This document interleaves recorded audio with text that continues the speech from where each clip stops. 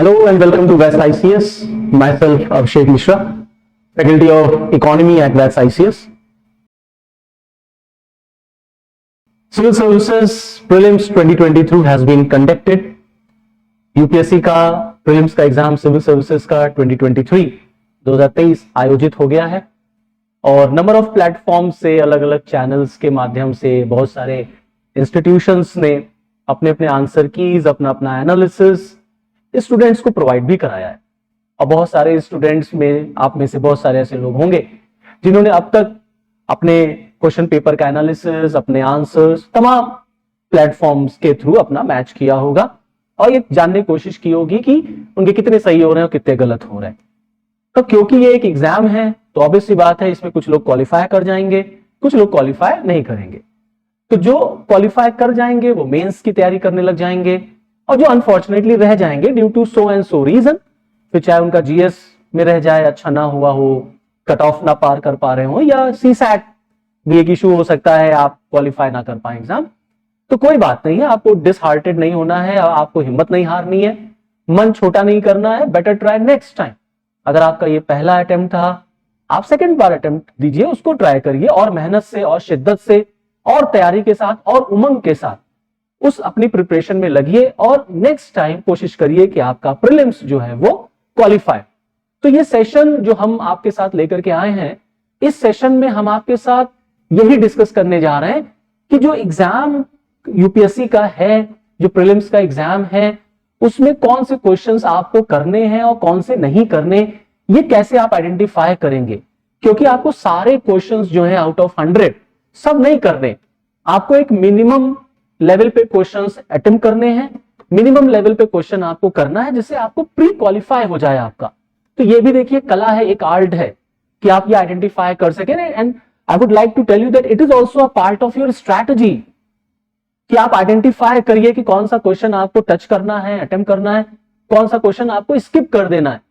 तो हम इस सेशन में इंडियन इकोनॉमी के सारे क्वेश्चंस आपके साथ डिस्कस करेंगे और हम जानने की कोशिश करेंगे उन क्वेश्चंस का क्या आंसर है। साइड बाय साइड हम ये भी जानने की कोशिश करेंगे कि वो क्वेश्चन इजी था, मॉडरेट था, उसमें टफनेस की क्या लेवल थी, क्या ग्रेविटी थी, और उस क्वेश्चन को हमें अटेम्प्ट करना चाहिए या नहीं करना चाहिए, या हम कौन सा अटेम्प्ट करें और कौन सा ना अटेम्प्ट करें। जो मैंने देखा है जितने भी वीडियोस इस समय तो एकदम बाढ़ आई हुई है अलग अलग चैनल्स पर, तो सबने आंसर्स डिस्कस कर दिए हैं, इसका आंसर ये है, इसका आंसर ये, और सबने अपना अपना एक्सप्लेनेशन भी दे दिया है। तो मैं उस एरिया में नहीं जाना चाहता, मैं आपके साथ ये डिस्कस करना चाहता हूं कि आप कैसे आइडेंटिफाई करें कि ये क्वेश्चन आप कर सकते हैं कि नहीं कर सकते, इस क्वेश्चन को आपको अटेम्प्ट करना चाहिए कि नहीं अटेम्प्ट करना चाहिए, क्योंकि this is also a very important part two qualify your prelims examination. तो चलिए फिर शुरू करते हैं। हम लोग इकोनॉमी के एक एक क्वेश्चन डिस्कस करते हैं, देखते हैं उन क्वेश्चंस में कितना दम है और उन्हें करना चाहिए या नहीं करना चाहिए। बट बिफोर आई स्टार्ट, एक मैं आपको बता दूं कि ऑलमोस्ट 100 क्वेश्चन में से नियर अबाउट 18 ऐसे प्रश्न हैं जो कोर इकोनॉमी से, जिसे आप कहते हैं, कुछ क्वेश्चंस ओवरलैपिंग कर जाते हैं। They may be from geography, they may be from economy, क्योंकि थोड़ा बहुत ज्योग्राफी और इकोनॉमी का ओवरलैपिंग रहता है।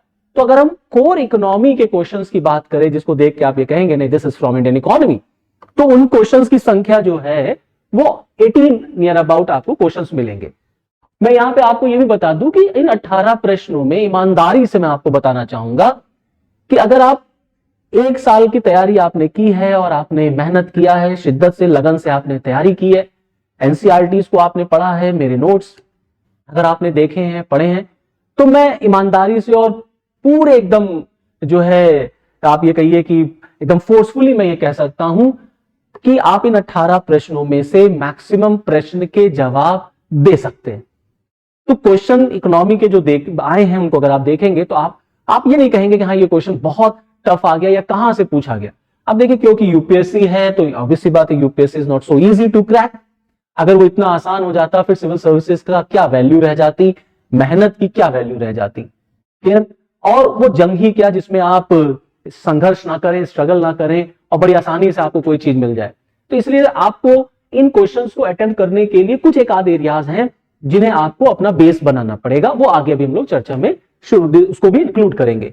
तो जैसे अगर इन 18 क्वेश्चंस में से हम वन बाय वन अब क्वेश्चन की शुरुआत करें, तो अगर आप क्वेश्चन नंबर 21 देखें, ये आपका जो सेट नंबर ए है उनमें से ये क्वेश्चंस मैंने लिए हैं। तो यहाँ पर जो ये आप क्वेश्चन देख रहे हैं स्क्रीन पर, ये जो सेट है ए सेट का है, अलग अलग सेट्स में डिफर कर सकता है, बट आप क्वेश्चन पे जाइए, नंबर पर नहीं। आप देखिए क्वेश्चन क्या कह रहा है कि interest income from the deposit in infrastructure investment trust distributed to their investors is exempted from tax but the dividend is taxable. ये है स्टेटमेंट नंबर 1। और दूसरा स्टेटमेंट कह रहा है that the infrastructure investment trust are recognised as borrower under the SARFAESI act 2002। अब आप अगर इस प्रश्न को देखेंगे तो ये प्रश्न आपको थोड़ा सा जो है प्रॉब्लमैटिक लगेगा, आपको ये थोड़ा सा ट्रबलसम लगेगा, और आपको यहां पर अपने दिमाग को थोड़ा सा फोर्स करना पड़ेगा, प्रेशर क्रिएट करना पड़ेगा दिमाग पर कि वो कुछ महीनों पहले की न्यूज़ेस को या मे बी एक साल पहले की न्यूज को रिकॉल करे, क्योंकि यहां पर ये रिकॉल से ही प्रश्न हो पाएगा। ये जो क्वेश्चन पूछा गया है ये एक्चुअली में इंफ्रास्ट्रक्चर इन्वेस्टमेंट ट्रस्ट से पूछा गया है, और ये इंफ्रास्ट्रक्चर इन्वेस्टमेंट ट्रस्ट जो है ये करंट अफेयर्स का टॉपिक है, वहीं से एग्जामिनर ने आपसे प्रश्न बनाया है। तो मैं ये कह सकता हूं कि हाँ, इस क्वेश्चन से थोड़ी सी लोगों को घबराहट होगी, ये टफ क्वेश्चन है, आसान नहीं है इतना बिल्कुल भी इसको करना और इतनी चीजें याद करना, लेकिन फिर भी इस क्वेश्चन को आपको अटेम्प्ट करना चाहिए था, क्योंकि अगर आप थोड़ा सा ईमानदारी से आपने इकोनॉमी पढ़ा है, न्यूज़पेपर वगैरह अगर आपने देखे हैं, पढ़े, तो आप बिल्कुल इंफ्रास्ट्रक्चर इन्वेस्टमेंट ट्रस्ट को आपने रीड आउट किया होगा, उसी से ये प्रश्न बन गया है। तो अगर हम इस प्रश्न को देखते, इसका आंसर अगर हम जानने की कोशिश करें, तो देखिए इंटरेस्ट इनकम जो होती है from the deposit of infrastructure investment trust distributed to their investor is exempted from tax but the dividend is taxable. ये गलत है, क्योंकि जो इनकम हो रही है, इंटरेस्ट इनकम हो चाहे डिविडेंड हो, ये दोनों ही टैक्सेबल हैं। इसमें इंटरेस्ट इनकम जो है वो टैक्स से एग्जेम्प्टेड नहीं है। So this statement number 1 is wrong and statement number 2 is correct. तो यहां पर जो दूसरा वाला जो विकल्प है, तो अब इसमें अगर हम आंसर देखें तो मैंने आपको बताया कि इसमें स्टेटमेंट नंबर 1 जो है वो गलत है और स्टेटमेंट नंबर 2 सही है। तो इसका मतलब ये है कि इसका डी वाला आंसर सही है, that is statement number 1 is incorrect and statement number 2 is correct. तो इस लेवल से ये क्वेश्चन जो है बहुत सारे स्टूडेंट ने अटेम्प्ट किया होगा और बहुत सारे लोगों ने नहीं अटेम्प्ट किया होगा। मेरा मानना यह है कि ऐसे बच्चे जो फ्रेशर होंगे, जिनका ये पहला अटेम्प्ट होगा, शायद वो इस क्वेश्चन को देख के घबराए होंगे, लेकिन जिनका ये सेकेंड या थर्ड या बहुत सारे लोगों का ये फोर्थ अटेम्प्ट होगा, वो जो है इस क्वेश्चन को देख के उतना नहीं घबराए होंगे, क्योंकि उनका बेस एक बन गया होगा इकोनॉमी में। तो क्वेश्चन में थोड़ा सा टफनेस थी, इसमें कोई दो राय नहीं है। आपको ये थोड़ा सा घबरा सकता है, डरा सकता है, लेकिन अगर आप थोड़ा सा चीजों को रिकॉल कर लेते तो ये क्वेश्चन आप बहुत आसानी से अपना अटेम्प्ट कर सकते थे। ठीक, तो अब हम लोग चलते हैं नेक्स्ट क्वेश्चन की तरफ, मूव करते हैं। अब क्वेश्चन नंबर 22। ठीक, अब क्वेश्चन नंबर 22 हम लोग देखते हैं कि क्वेश्चन नंबर 22 जो है वो क्या कहता है। ठीक, अब इसमें भी वही है, स्टेटमेंट नंबर 1 और स्टेटमेंट नंबर 2 आपको दिया हुआ है। ये तो बहुत सिंपल क्वेश्चन है, मैं तो ये कहना चाहूंगा ये बहुत इजी क्वेश्चन है। पिछले अगर 1-1.5 साल तक आपने अगर इकोनॉमी के ऊपर अपनी नजर बनाए हो और आप पूरा इन्वायरमेंट को आपने देखा हो, तो आप बड़ी आसानी से ये क्वेश्चन कर सकते थे। अब देखिए क्वेश्चन क्या है, कह रहे हैं in the post pandemic recent past many central banks world wide had carried out the interest rate hikes. बिल्कुल ये सही है, क्योंकि कोरोना के बाद से जिस तरीके से दुनिया भर में, अमेरिका एंड ऑल में महंगाई बढ़ी, तो वहां के अमेरिका के फेडरल बैंक ने, इवन इंडिया के रिजर्व बैंक ने भी इंटरेस्ट रेट अपना बढ़ाया है। और आपको याद होगा जब अमेरिका के फेडरल बैंक ने अपना रेट ऑफ इंटरेस्ट बढ़ाया था, तो उस समय हमारा रुपया बहुत कमजोर हो रहा था। तो जब हमारे फाइनेंस मिनिस्टर से विपक्ष ने पूछना शुरू किया रुपया क्यों गिर रहा, तो उन्होंने कहा it is not the depreciation of rupee, it is the appreciation of dollar. तो ये क्वेश्चन वहीं से रिलेट किया गया है कि पोस्ट पैंडेमिक रिसेंट पास्ट में सेंट्रल बैंक्स ने इंटरेस्ट रेट बढ़ाया, बिल्कुल बढ़ाया, ये बिल्कुल सही है इस क्वेश्चन। फिर दूसरा स्टेटमेंट कह रहे हैं central bank generally assume that they have the ability to counteract the rising consumer price via monetary policy only.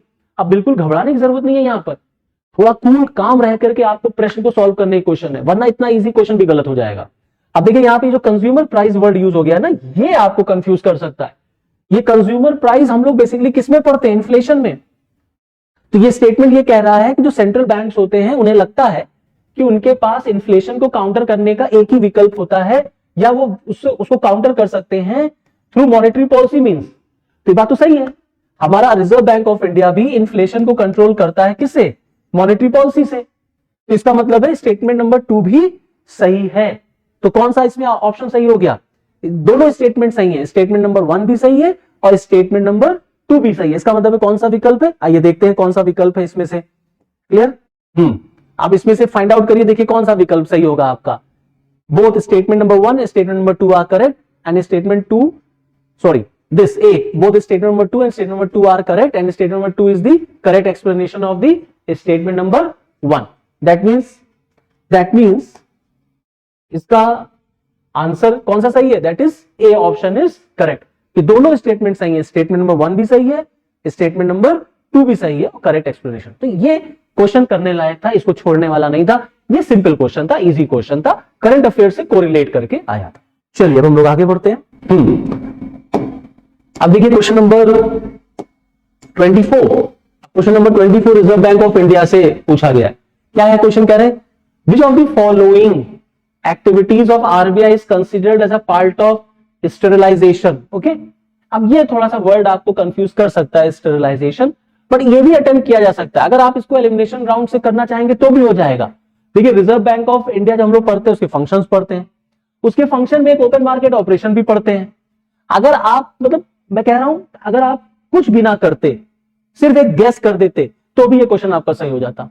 ये क्वेश्चन वो है जो अटेम्प्ट करना चाहिए, इसमें इंटेलिजेंट गेसिंग हो गई है, ये कोई ब्लाइंड गेसिंग नहीं है, ये इजी क्वेश्चन है, ये आपको अटेम्प्ट करना चाहिए था। तो जिन्होंने अटेम्प्ट किया वेल एंड गुड, जिन्होंने नहीं किया उनके लिए मैं बता रहा हूं कि ऐसे क्वेश्चन अगर आपको आने वाले एग्जाम में 2024 में आप एग्जाम देंगे, 25 में एग्जाम देंगे, जब भी आप एग्जाम दें, मतलब ये इस लेवल के क्वेश्चन जो है वो आपको अटेम्प्ट करने चाहिए। आपका इसमें कोई भी रिस्क इन्वॉल्व नहीं है। अगर आपको स्टेरिलाइजेशन नहीं भी पता है तो भी आप आंख बंद करके अपना ए ऑप्शन जो है वो वहां पर पोलिंग कर दीजिए, आपका स्टेटमेंट सही हो जाए। क्यों? क्योंकि रिजर्व बैंक ऑफ इंडिया से एक यही ओपन मार्केट ऑपरेशन ही जो है यहां पर कनेक्ट हो रहा है। तो स्टेरिलाइजेशन जो पूछा गया है कि which of the following activities of RBI is considered as a part of sterilisation, that is open market operation. Now what is open market operation? Selling and purchasing of government securities, सरकारी प्रतिभूतियों का खरीदना और बेचा जाना। जब reserve bank of India सरकारी प्रतिभूतियों को खरीदती है या बेचती है उसी को हम लोग ओपन मार्केट ऑपरेशन कहते हैं। इसी को या यही is considered as a part of sterilization. So this is the question that a candidate must attempt. Okay. Now moving to the next question. Now question number 25. Consider the following statement. Yeah, consider the following markets. Now government bond market, call money market, treasury bill market, stock market. How many of the above are included in the capital market? अब पूछ रहे हैं इनमें से कितने capital market के भाग हैं या कैपिटल मार्केट में आते हैं, पूंजीगत बाजार में आते हैं। बहुत सिंपल क्वेश्चन है, ये भी मैं कहूंगा बहुत इजी क्वेश्चन है। फाइनेंशियल मार्केट आप पढ़ते हैं जब, तो उसमें दो तरह की मार्केट हम लोग पढ़ाते हैं क्लास में, एक होती है मनी मार्केट, एक होती है कैपिटल मार्केट। फिर उसमें कोई टूल्स पढ़ाए जाते हैं, अपने स्टूडेंट्स को तो मैं ऐसे ही पढ़ाता हूँ कि ये मनी मार्केट ये कैपिटल मार्केट है, इसमें ये टूल्स हैं, मनी मार्केट में ये टूल्स यूज होते हैं, कैपिटल मार्केट में टूल्स होते हैं। इसलिए जितने भी मेरे क्लास के स्टूडेंट्स रहे हैं उन्होंने इकोनॉमी में बहुत अच्छा परफॉर्म किया है, क्यों क्वेश्चंस को अटेम्प्ट कर ले गए। क्लियर? अब अगर इनमें से हम मनी मार्केट और कैपिटल मार्केट में देखें तो कॉल मनी मार्केट और ट्रेजरी बिल मार्केट जो होती है ये मनी मार्केट का पार्ट है। तो अगर ये मनी मार्केट का पार्ट है तो इसको आप एलिमिनेट कर दीजिए। अगर ये एलिमिनेट नहीं हो रहा है, मान लीजिए एलिमिनेशन नहीं लग रहा है, तो सिंपल सा है, ये दोनों होने नहीं क्योंकि ये मनी मार्केट का पार्ट हो गए। तो कौन से होंगे? Government bond market and stock market. तो इसका मतलब है कितने सही है? केवल दो सही होंगे। तो दो सही है, इसका मतलब क्या है? आपका बी वाला ऑप्शन जो है वो ठीक है, दैट इज ओनली 2। देखिए बॉन्ड हो गया, स्टॉक मार्केट हो गया, ये सब कैपिटल मार्केट में आता है। मनी मार्केट जो होती है शॉर्ट टर्म पीरियड के लिए होती है, capital market long term period के लिए होती है, दोनों फाइनेंशियल मार्केट का पार्ट होते हैं। जो कॉल मनी मार्केट है या जो ट्रेजरी बिल होता है ये मनी मार्केट के टूल्स होते हैं, और जो बॉन्ड्स हैं, इक्विटीज हैं, शेयर्स हैं, ये सब कैपिटल मार्केट के पार्ट होते हैं। तो ये और ये दैट इज बी वाला आपका आंसर सही है, ओनली 2। क्लियर? तो ये एक इजी क्वेश्चन था, इसे बिल्कुल आप अटेम्प्ट कर सकते हैं। क्वेश्चन नंबर 26, ये टफ क्वेश्चन है, इसमें कोई दो राय नहीं, ये बहुत टफ क्वेश्चन है। हालांकि ये क्वेश्चन करंट अफेयर से है, इंडियन एक्सप्रेस में ये पूरा एक आर्टिकल निकला था, how to double the farmers income पर उड़ीसा का केस स्टडी आया था इंडियन एक्सप्रेस पर, उसी से लिया गया ये है, बट बहुत पुराना है, मतलब ये 2018-19 की बात है जब इंडियन एक्सप्रेस में ये आर्टिकल आया था, तो थोड़ा सा ये पुराना है, और वो भी उड़ीसा गवर्नमेंट की ये स्कीम है। तो अगर आपने अटेम्प्ट कर लिया है और सही हो गया है तो बहुत अच्छी बात है, मतलब मेरा ये पर्सनली एडवाइस है, ऑनेस्ट एडवाइस है कि इस क्वेश्चन को आपको स्किप कर देना चाहिए। लेकिन फिर भी चलिए हम देखते हैं क्या है क्या नहीं। Know which of the following best describe the concept of small farmer large field. Okay, क्योंकि आपको पता है कि हमारे देश में गवर्नमेंट ऑफ इंडिया का जो परसेप्शन है, जो एक एम है, that is to double the farmers income. तो कई राज्य सरकारों का भी एम है कि भारत में जो राज्य सरकारें हैं वो भी अपना काम करती है, किसानों की आमदनी डबल हो जाए, बढ़ जाए। तो उड़ीसा गवर्नमेंट ने किसानों के वेलफेयर के लिए स्मॉल फार्मर लार्ज फील्ड एक स्कीम जो है वो शुरू की। उसी से रिलेटेड ये क्वेश्चन आ गया। इसका स्ट्रेट अवे मैं आंसर आपको बताना चाहूंगा, दैट इज द B1 कि स्मॉल फार्मर लार्ज फील्ड का मतलब क्या होता है? Many marginal farmers in an area organize themselves into group and synchronize and harmonize selected agricultural operation। कई किसान अपने आप को एक समूह में आयोजित कर लेते हैं, ग्रुप में बना लेते हैं, एक संगठन बना लेते हैं और फिर वो खेती करते हैं। ये वो किसान होते हैं जो छोटे किसान होते हैं, स्मॉल फार्मर्स होते हैं। तो इस क्वेश्चन का राइट आंसर बी है। ठीक, चलिए नेक्स्ट आगे बढ़ते हैं। अब हम लोग क्वेश्चन नंबर 27 देखते हैं।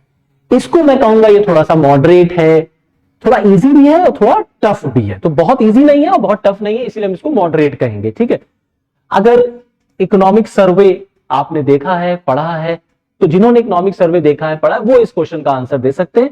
जिन्होंने नहीं देखा, नहीं पढ़ा या इकोनॉमिक सर्वे नहीं पढ़ते, फिर वो ये क्वेश्चन नहीं कर पाएंगे। ठीक है, अब ये क्वेश्चन क्या कह रहे हैं? Consider the following statement, the government of India provides minimum support price for niger seed. Niger is cultivated as a kharif crop. Some tribal people in India use Niger seed oil for cooking. Okay, ये तीनों सही है। MSP जो होती है वो niger seed के लिए दी जाती है। नाइजर एक खरीफ क्रॉप है और कुछ ट्राइबल पीपल होते हैं जो नाइजर सीड का इस्तेमाल करते हैं कुकिंग के लिए, क्योंकि इसमें से तेल निकलता है। तो ये तीनों स्टेटमेंट सही है। इसका मतलब है all three are correct. Okay, तो ये इकोनॉमिक सर्वे से लिया हुआ क्वेश्चन है। अगर आपने पढ़ा है तो आप कर सकते हैं, नहीं पढ़ा है तो स्किप इट, इसको स्किप कर दीजिए, छोड़ दीजिए, रहने दीजिए। चलिए हम लोग अब नेक्स्ट आगे बढ़ते हैं। तो next question is question number 28। तो ये 28 भी बहुत सिंपल सा क्वेश्चन है, बहुत इजी क्वेश्चन है। एनसीईआरटी अगर आप पढ़ रहे हैं वहीं से ये क्वेश्चन हो जाएगा। ओके, आप क्वेश्चन क्या कह रहे हैं? Consider the investments in the following assets. और आपको कुछ इन्होंने ऑप्शन दे दिए हैं, brand recognition, inventory, intellectual property and mailing list of clients. अब आपको कंसीडर करना है इनमें से कौन इंटेंजिबल इन्वेस्टमेंट्स है। देखिए, दो तरह के गुड्स होते हैं, एक टेंजिबल गुड होता है, एक इंटेंजिबल गुड होता है। दो इन्वेस्टमेंट कंसीडर कर लीजिए, टेंजिबल इन्वेस्टमेंट, इंटेंजिबल इन्वेस्टमेंट। पूछ रहे हैं इंटेंजिबल इन्वेस्टमेंट कौन कौन से हैं इनमें से। बहुत सिंपल सा क्वेश्चन है। इन्वेंट्री को हटा दीजिए, इन्वेंट्री टेंजिबल होता है। अब आप इन्वेंट्री को हटा देंगे तो ब्रांड रिकॉग्निशन, इंटेलेक्चुअल प्रॉपर्टी और मेलिंग लिस्ट ऑफ क्लाइंट, ये तीनों इन्वेस्टमेंट जो होते हैं वो इंटेंजिबल इन्वेस्टमेंट कंसीडर किए जाते हैं। इसका मतलब हो गया 1, 2 एंड 3। इसका मतलब है सी आंसर इसका सही है, ओनली 3 इसका आंसर सही है। तो इसको भी मैं इजी क्वेश्चन कहूंगा। ये आपका थोड़ा सा आईक्यू लेवल, थोड़ा सा मेंटल स्ट्रेस, थोड़ा सा दिमाग लगा करके इस क्वेश्चन को आसानी से किया जा सकता है। इस क्वेश्चन में कोई बहुत ज्यादा टफनेस नहीं। ठीक, नेक्स्ट क्वेश्चन की तरफ मूव करते हैं।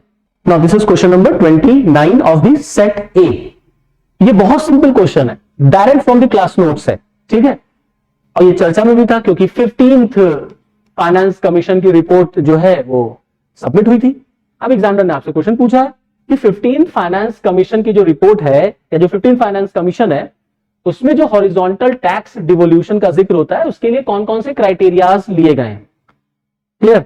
तो जब आप 15th फाइनेंस कमीशन की रिपोर्ट पढ़ेंगे या 14th फाइनेंस कमीशन की रिपोर्ट पढ़ेंगे तो देखिए दो तरह से टैक्स डिवीजन की बात होती है। One is vertical, second is horizontal. Vertical है केंद्र और राज्य के बीच में, हॉरिजॉन्टल है अमंग स्टेट्स।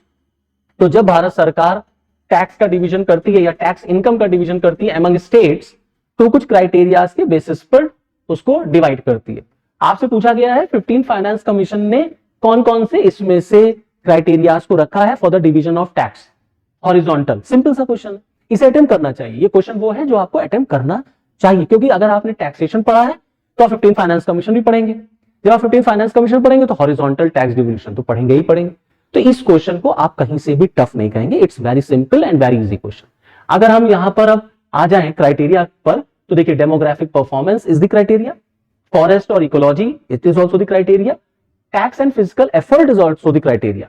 ये गवर्नेंस रिफॉर्म और stable government these are not the criterias. Okay, तो केवल 3 क्राइटेरिया आपको दिख रहे हैं यहां पर, डेमोग्राफिक परफॉर्मेंस, फॉरेस्ट और इकोलॉजी और टैक्स एंड फिजिकल एफर्ट। इसका मतलब है कौन सा सही हो गया? ओनली 3 सही हो गया। इसका मतलब बी ऑप्शन आपका सही। तो कितना सिंपल क्वेश्चन है, इसमें कहां बहुत रॉकेट साइंस है इस क्वेश्चन को सॉल्व करने में। ठीक, चलिए फिर हम लोग नेक्स्ट क्वेश्चन को मूव करते हैं। देखते हैं क्वेश्चन नंबर 30 क्या दिया हुआ है। Consider the following infrastructure sectors, affordable housing, mass rapid transport, health care and renewable energy. On how many of the above does UNOPS Sustainable Investment in Infrastructure and Innovation Initiative focus for its investment? ये है थोड़ा सा tough question, मैं इसको मानता हूं। हालांकि ये है करंट अफेयर से क्वेश्चन, लेकिन इतना कोई देखिए याद नहीं रख पाता है, ना कोई इतना करंट अफेयर्स पढ़ पाता है कि वो एक एक चीज याद रख पाए। पढ़ तो लेना आसान है, उसको रिकॉल करना, याद करना टफ है। तो अगर आपने अटेम्प्ट किया है और आपका सही हो रहा है तो बहुत अच्छी बात है, नहीं अटेम्प्ट किया तो मैं कहूंगा कि ऐसे क्वेश्चन को आपको स्किप कर देना चाहिए। ये क्वेश्चन थोड़ा सा टफ है, बट हम इसका आंसर आपको बताना चाहेंगे कि कौन कौन से जो है UNOPS sustainable investment in infrastructure and innovation initiative focus for its investment के सेक्टर्स हैं। तो इसमें अफोर्डेबल हाउसिंग है, हेल्थ केयर है और रिन्यूएबल एनर्जी है। That is only 3 is the answer, that is the C option is correct. Okay, now moving to the next question. Now question number 51, ये बहुत सिंपल सा क्वेश्चन है, योजना से है, स्कीम से है, जननी सुरक्षा योजना। ठीक, नाउ जननी सुरक्षा योजना हमारे देश में चलती है, वहीं से उन्होंने डायरेक्ट क्वेश्चन पूछ दिया है। तो योजनाएं तो आपको वैसे ही पढ़नी है भारत सरकार की, और जब आप किसी स्टेट का एग्जाम दे रहे हैं, स्टेट पीसीएस का, तो स्टेट गवर्नमेंट की स्कीम्स आपको देखनी होती है। तो ये योजना अगर आपने पढ़ी है ना, तो आप बिल्कुल इस क्वेश्चन को अटेम्प्ट कर लेंगे और आपको करना भी चाहिए। कह रहे हैं जननी सुरक्षा योजना के बारे में कौन सा कथन सही है, आपको बताना है कौन कौन से स्टेटमेंट सही है। Now it is the safe motherhood intervention of the state health department. Its objective is to reduce maternal and neonatal mortality among poor pregnant women. It aims to promote institutional delivery among poor pregnant women. Its objective include providing public health facilities to sick infant up to 1 year of age. Okay, पहला हटा दीजिए, बाकी सब सही है। Okay, तो जब आप पहला हटा देंगे और बाकी सब सही करेंगे, इसका मतलब है कौन सा ऑप्शन सही हो गया? ओनली 3, क्योंकि ये स्टेट हेल्थ डिपार्टमेंट का नहीं है, राज्य सरकार की योजना नहीं है, भारत सरकार की योजना है, गवर्नमेंट ऑफ इंडिया की है जननी सुरक्षा योजना। तो पहला वाला ऑप्शन गलत हो गया, दूसरा सही है, तीसरा सही है, चौथा सही है। इसका मतलब है only 3 is correct, that is your, ये आपका सी वाला जो ऑप्शन है ओनली 3, ये सही है। चलिए फिर नेक्स्ट की तरफ क्वेश्चन तरफ मूव करते हैं। Now next question that is 71। Okay, ये बहुत सिंपल सा क्वेश्चन, इजी क्वेश्चन, इसको तो मैं इजी में इंक्लूड करूंगा, इसमें कोई टफ नहीं है।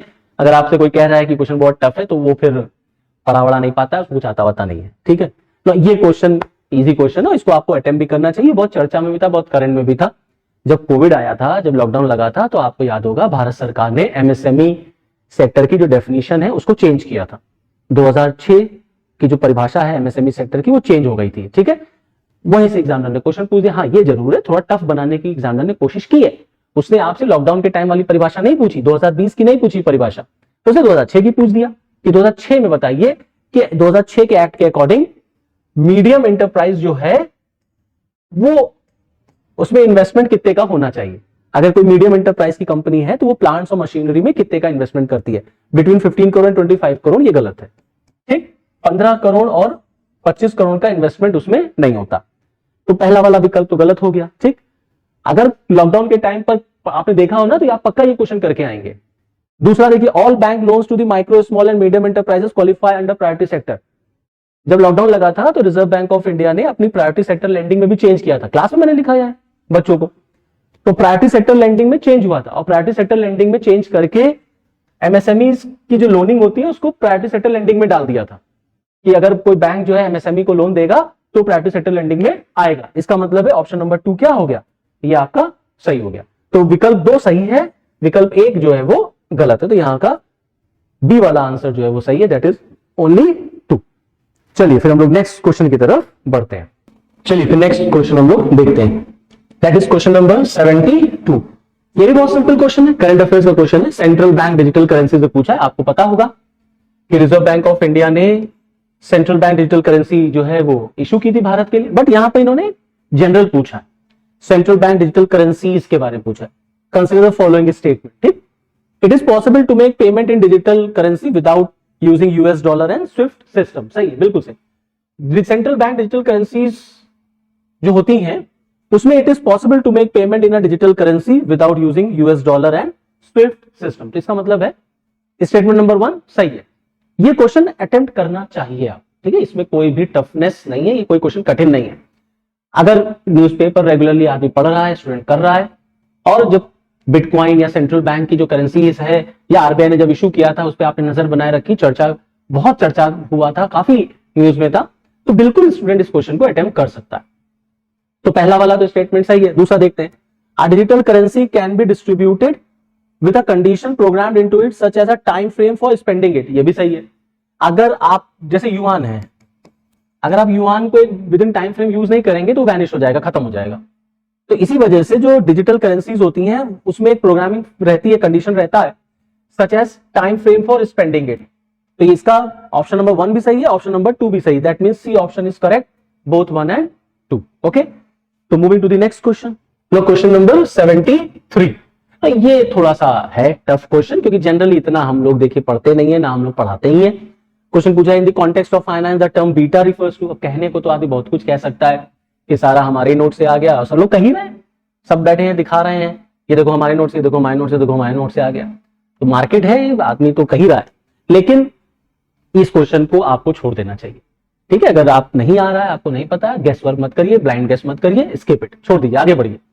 लेकिन फिर भी अगर हम इस क्वेश्चन का आंसर देखें, in the context of finance the term beta refers to a numerical value that measures the fluctuation of a stock to change in the overall stock market। इसका डी वाला आंसर सही है, क्योंकि वो fluctuation of the stock to change in the overall stock market को ये refer करता है। तो क्वेश्चन नंबर 73 का राइट आंसर इज डी। ठीक है, तो ये थोड़ा सा मतलब ये tough question. Okay, now moving to the next question. Now question number 74। ठीक, ये इजी क्वेश्चन है, समझ ला, ये इजी क्वेश्चन है, ये टफ क्वेश्चन बिल्कुल भी नहीं है। कह रहे the self help group program was originally initiated by the State Bank of India. गलत, by the State Bank of India नहीं, बाय नाबार्ड। ओके, तो सेल्फ हेल्प ग्रुप जो शुरू हुआ था originally it was initiated by NABARD. ठीक, तो पहला वाला ऑप्शन गलत हो गया। दूसरा, in an self help group all members of a group take responsibility for a loan that an individual member टेक्स। सही है, सेल्फ हेल्प ग्रुप में जब बैंक लोन देता है तो एक एक व्यक्ति को देगा, लेकिन वो कलेक्टिव रिस्पॉन्सिबिलिटी रहती है, ये स्टेटमेंट सही है। Third, the regional rural banks and the scheduled commercial bank support self help group, बिल्कुल सही है। तो पहला हटा दीजिए, 2 सही है, इसका मतलब है only 2 are correct, that is second and third both statements are correct. Simple सा क्वेश्चन, इसे आपको अटेम्प्ट करना चाहिए। ठीक है, चलिए नेक्स्ट क्वेश्चन की तरफ बढ़ते हैं। Now question number 87। ये टफ है, ये टफ है क्योंकि ये थोड़ा सा मतलब पुराना न्यूज है, इसमें जरूर लिखा हुआ है रिसेंटली, बट है। इस क्वेश्चन को अगर आपने अटेम्प्ट कर लिया है, गेस किया है, ठीक है, नहीं गेस किया है, स्किप कर दिया है, तो बहुत अच्छा है, क्लियर है। खामखा रिस्क लेने की कोई जरूरत नहीं है, नेगेटिव मार्किंग में नंबर कम हो जाए उससे कोई फायदा नहीं, स्किप कर दीजिए, किसी दूसरे क्वेश्चन को अटेम्प्ट करिए, दूसरे सेक्शन से क्वेश्चन अटेम्प्ट कर लीजिए, नंबर ऑफ सब्जेक्ट्स हैं आपके पास। ठीक है, तो बहुत इसमें दिमाग लगा करके याद करने की कोई आवश्यकता नहीं, लेकिन हम लोग डिस्कस करते हैं, देखते हैं। Recently the United States of America and the European Union have launch the trade and technology council. हाँ सही है, यूनाइटेड स्टेट्स ऑफ अमेरिका और यूरोपियन यूनियन ने ट्रेड और टेक्नोलॉजी काउंसिल जो है वो अभी रिसेंटली लॉन्च किया। स्टेटमेंट नंबर 2 कह रहा है the USA and the European Union claim that through this they are trying to bring technology programme and physical productivity under their control. Okay, ये जो अंडर देयर कंट्रोल है यही गलत है, यही स्टेटमेंट में गलत है। स्टेटमेंट नंबर 1 सही है, स्टेटमेंट नंबर जो 2 है दिस इज रॉन्ग। ओके, तो इसका क्या राइट आंसर है इसको हम लोग देखते हैं। तो इसमें सही विकल्प क्या होगा? Statement number 1 is correct and statement number 2 is incorrect, that is C is the correct answer. Okay, now moving to the next question. Now question number 88. Now India accounts for 3.2% of the global export of India. Statement number 2. Many local companies and some foreign companies operating in India have taken advantage of India's production linked incentive scheme. ये बहुत simple सा question है, ये उठा के statement दे दिया इन्होंने foreign trade से, ये इन्होंने क्वेश्चन बना दिया प्रोडक्शन लिंक्ड इंसेंटिव स्कीम से।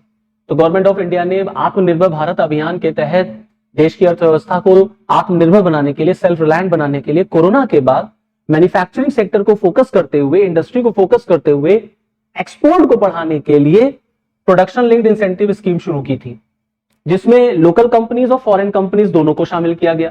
तो ये स्टेटमेंट तो सही है, ये स्टेटमेंट सही है। दूसरा आ जाते हैं, India accounts for 3.2% of the global export of the goods. गलत, अगर हमारा इतना एक्सपोर्ट हो जाता ना तो हम कहां के कहां पहुंच जाते, तो हमको $5 ट्रिलियन इकोनॉमी का सपना ना देखना पड़ता, हम बन जाते। तो भारत का जो अकाउंट है ना ग्लोबल एक्सपोर्ट ऑफ गुड्स में वो 1.7 to 1.8% है, 1.7 से लेके 1.8% तक रहता है, 1.7 1.8 ऐसे ही रहता है। और इसमें क्या दे दिया इन्होंने 3.2%। तो ये स्टेटमेंट क्या हो गया? गलत हो गया। तो विकल्प 1 जो है, स्टेटमेंट 1 जो है वो गलत है, स्टेटमेंट नंबर 2 जो है वो सही है। अब आप फाइंड आउट कर लीजिए कौन सा स्टेटमेंट सही है। तो कौन सा स्टेटमेंट सही होगा? स्टेटमेंट नंबर 1 गलत, स्टेटमेंट नंबर 2 सही, इसका मतलब है डी आंसर इसका सही। ओके, तो ये सिंपल सा क्वेश्चन था, इसे अटेम्प्ट किया जा सकता। Now moving to the next question. Now question number 89। Consider following statement, the stability and growth pact of the European Union is a treaty that. ठीक, ये भी करंट अफेयर से चर्चा से है, बट मैं मानता हूं ये क्वेश्चन थोड़ा सा टफ है। जनरली कैंडिडेट्स को इतना याद नहीं होगा, ना वो कैंडिडेट जो है वो इतना तैयार करते हैं, इतना करंट अफेयर्स देखिए कोई नहीं पढ़ता। तो अगर आप इसको छोड़ना चाहें तो आप बिल्कुल छोड़ सकते हैं, इसमें कोई इशू नहीं है। ठीक है, अब कह रहे हैं the stability and the growth pact of the European Union is a treaty that limits the level of the budgetary deficit of the countries of the European Union. तो इसका जो विकल्प नंबर 1 है वो सही है, इसका मतलब है ओनली 1 इज करेक्ट। ठीक, moving to the next question, question number 100। ठीक है, बहुत सिंपल सा क्वेश्चन है, करंट अफेयर्स का है, चर्चा बनी हुई है पूरा। G20 से पूछ दिया कुछ, क्या क्वेश्चन पूछा G20 से? G20 group was originally established as a platform for the finance minister and the central bank governor to discuss the international economics and financial issues। बिल्कुल सही, G20 जो है वो ओरिजिनली फाइनेंस मिनिस्टर और central bank governors का एक platform था। ये बिल्कुल सही स्टेटमेंट है। जब G20 चर्चा में है तो G20 से आपको एक्सपेक्ट करना चाहिए कि क्वेश्चन आएगा ही आएगा। दूसरा क्या कह रहे हैं? Digital public infrastructure is one of India's G20 priorities. बिल्कुल सही है, भारत डिजिटल पब्लिक इंफ्रास्ट्रक्चर को बढ़ावा देना चाहता है, ये हमारी वन ऑफ द प्रायोरिटीज है। So both statement are correct, पहला भी सही है, दूसरा भी सही। ठीक, अब देखते हैं क्या ऑप्शन क्या क्या है, कौन सा ऑप्शन हमारा सही है। तो दोनों सही है, बोथ 1 and 2। ठीक, सिंपल सा क्वेश्चन था, इजी क्वेश्चन है, अटेम्प्ट करना चाहिए। So all these were the question. तो कुछ क्वेश्चन इजी थे, कुछ क्वेश्चन टफ थे, कुछ क्वेश्चन मॉडरेट लेवल के थे। तो जो बच्चे, ऐसे स्टूडेंट्स जो अनफॉर्चुनेटली किसी भी रीजन की वजह से इस बार उनका प्रीलिम्स नहीं क्वालिफाई हो रहा, उनको बिल्कुल भी परेशान होने की जरूरत नहीं है। आगे की तैयारी करिए, आगे की रणनीति बनाइए, मेहनत करिए, स्ट्रैटेजी बनाइए, ईमानदारी से काम करिए। और वैस ICS फैमिली, मैं खुद किसी भी तरह से अगर आपकी हेल्प कर सकता हूं तो बिल्कुल मैं आपकी हेल्प करूंगा। ऑनलाइन ऑफलाइन मीडियम से आप मुझसे जुड़ सकते हैं, बैचेस ज्वाइन कर सकते हैं। अगर आपको लगता है कि आपको इकोनॉमी में इशू आ रहा है, प्रॉब्लम आ रही, या ओवरऑल इस जर्नी में आपको कोई प्रॉब्लम आ रही है, तो वैस ICS we as a family हमेशा आपकी हेल्प के लिए तैयार है। So this is all from this video lecture. Okay, thank you.